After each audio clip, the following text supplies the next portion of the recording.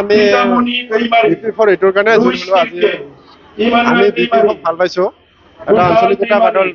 দল হিচাপে আমি সমৰ্থন কৰিছো সেই মৰ্মে আজি আমি যোগদান কৰিছো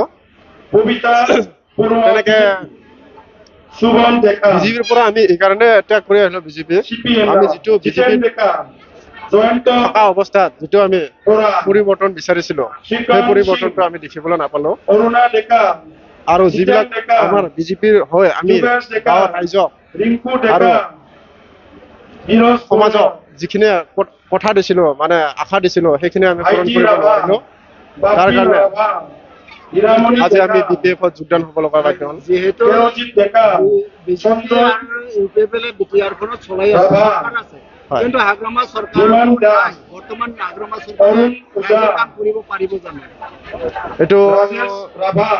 তেনেকে আশা কৰিছো নিশ্চয় পাৰিব বুলি কাৰণ বিটিচি আমাৰ যেতিয়া হাগ্ৰামা মহিলাৰ নেতৃত্বত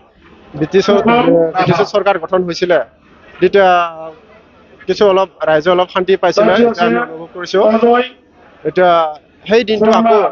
পুনৰাই ঘূৰি আহিব বুলি ৰাইজৰ সহায় সহযোগিতা বিচাৰি আজি আমি বিপিএফত যোগদান কৰিম